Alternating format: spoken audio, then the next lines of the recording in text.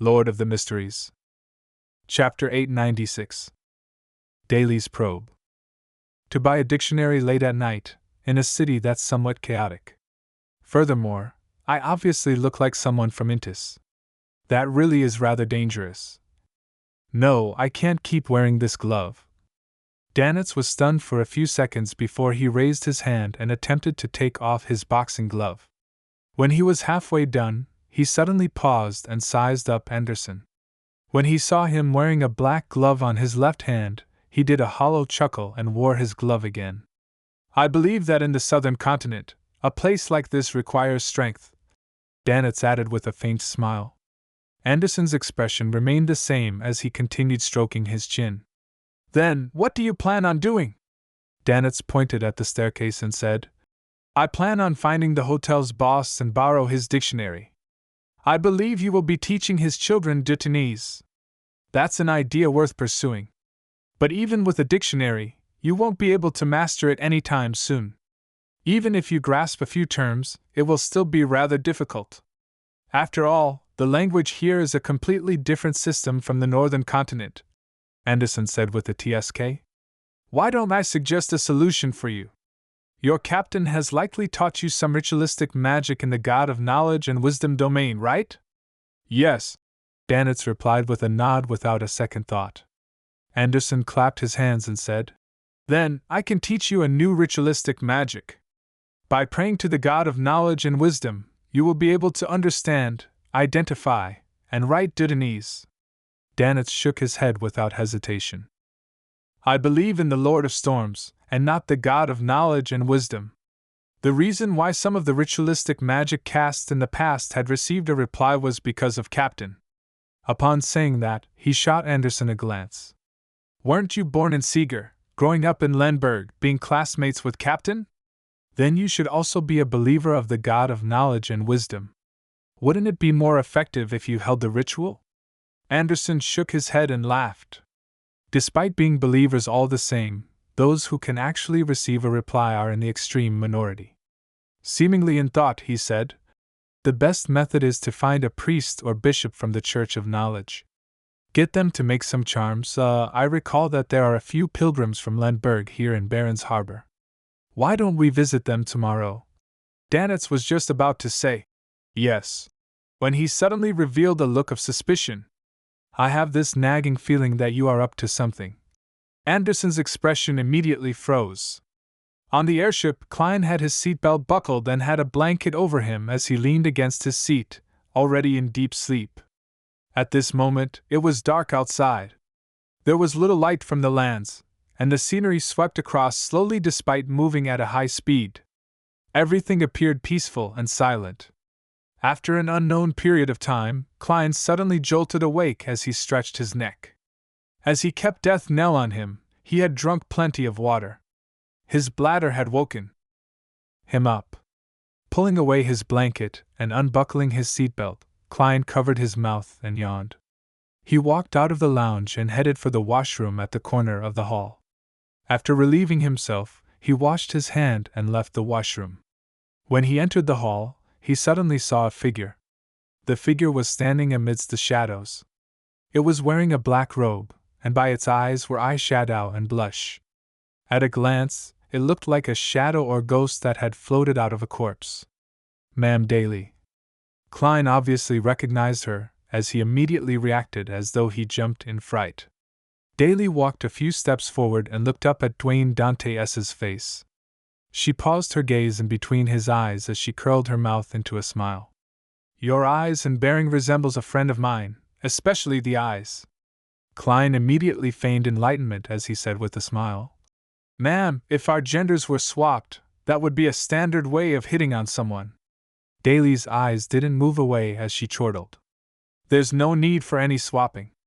A difference in genders doesn't change the definition of such actions. If this were any other time, I really would be trying to trick you into a bed if I had said something like that, even tricking you all the way down the aisle. However, I have no such thoughts at the moment. I came over because your eyes really remind me of him. It's really quite overwhelming speaking with Ma'am Daly. I can't let her lead the conversation. Otherwise, she might realize that Dwayne Dantes isn't the Casanova that has a wide preference, or a romance expert. Instead, he's nothing but an inexperienced man in front of charming women. I have to take the lead in this conversation. Klein's mind stirred as he directly asked in a half-joking manner, "Ma'am, do you like that friend of yours?" Daly was taken aback for a second before she pricked her brows, lowered her head, and smiled. "That's not something that needs hiding. If only he could be like you, being willing to take the initiative when facing a woman, proficient at creating a suggestive atmosphere. Perhaps if that were the case, we might already have children. Unfortunately, he's a conservative man. When he chats with me, all he spoke of was matters regarding work or his experiences. Any hints given to him, or any joke that went overboard just made him appear uncomfortable. He often found excuses to leave. He looked old, and he didn't look after his hair. He also had a bad memory. He even forgot my birthday. Whenever I thought of him, I got mad, having the urge to push him down into bed, tying his arms to the bed's railing." Klein looked at Daly's head with a gloomy gaze as he sighed to interrupt her. "Ma'am, you've said too much." Daly looked up, speaking with a smile in no way different than before. "I thought you would enjoy talking about matters about this at a deeper level." Klein let out a soft chuckle. "Then why didn't you turn those thoughts into action? I can tell that you aren't just a woman who can only talk." Daly scoffed. "Guess." Following that, she nodded. "Thank you for not saying that I'd been harassing you." As she spoke, she turned around and headed for the extensive lounge where the red gloves were. The corners of Klein's mouth curled up slightly as he returned to his room, shaking his head. When she came to the entrance of the extensive lounge, Daly, whose eyes landed on the floorboards, suddenly saw an untied shoelace. She shifted her gaze up as her eyes reflected the black-haired, green-eyed Leonard Mitchell. Leonard glanced at Dwayne Dantes as he entered his lounge and said with a suppressed voice, "He has plenty of secrets. He's not a simple person." Daly chuckled and nodded. "I know." Having said that, she briskly walked past Leonard Mitchell and walked into the extensive lounge. When she covered a few meters, she slowed down her pace and once again lowered her head. Leonard remained standing at the door, watching the long dragged-out shadows that were cast from the lights outside. Slowly and silently, he exhaled. Inside the small lounge, Klein stood by the door, raising his right hand and rubbing his temples. He stood there like a statue. In the Berg household in the City of Silver, Derek sat on a stool, munching on bread that was made from black-faced grass powder, as he seriously listed down the matters that he had yet to complete in recent times. "I haven't obtained the information of the Bizarro Bane that Mr. World needs. I still lack the points required for the Sequence 5 Vampire Beyonder characteristic. I only have 3 friends. That's not enough. All the clues I have regarding the former chief's mausoleum aren't much." As the thoughts flashed through his mind, Derek filled his stomach and took off his shirt. Holding an open container that had been ground from stone, he used the sticky black liquid inside to smear on the obvious bruises on his body. Although the City of Silver only had edible black-faced grass in its vicinity, it didn't only have one type of plant. There were many kinds of plants, all of them being strange. By using different powers, they could grow and proliferate in the dark, sun-lacking environment that only had lightning. One of the traditions of the City of Silver was to select different plants and mix them with organs of monsters to create various kinds of ointments. They were especially effective when treating most injuries and illnesses. It prevented the residents from dying just because of a trivial problem.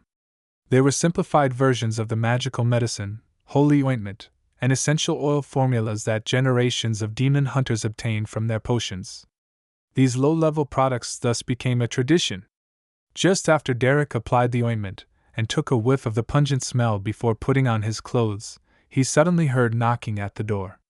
His mind tensed up instinctively as he held up Thunder God's roar, the dark blue hammer that had electric sparks swirling around it. He carefully approached the door, prepared to kill any monsters that suddenly emerged from the darkness. "Who is it?" Derek asked in a deep voice. A gruff voice sounded from the outside. Valor. At the same time, bright light beamed its way through the door cracks and windows. That was the power of a dawn paladin. Derek relaxed as he opened the door and greeted. Valor, aren't you leading a patrol team today? Valor stood 2.2 meters tall and was recently befriended by Derek. Derek was also most impressed with him because Valor was able to rein in his powers to a great extent and was a person who took very good care of his companions. In addition, his patrol team's recent patrol area included the former chief's mausoleum. Valor had brownish-yellow hair that resembled Derek's and a thick beard. His favorite pastime was fighting with others. Upon hearing that, he said with a smile, "The 6-member council has just ordered our team to skip the area of the former chief's mausoleum. And this area is the last spot for our patrol mission. Let's go to the training field. Let's get some exercise. The 6-member council has specially ordered the patrolling teams to skip that area. They plan to open the former chief's entrance today? I wonder what will happen. I hope there's no sinister plot on Elder Lovia's side." Derek was alarmed as he hurriedly built connections, but he was at a loss. Just as he hesitantly wore his clothes in preparation to join Valor at the training field, a shadow grew out from the dark ends of the street and said, "Derek Berg, the chief has requested you visit him at the spire."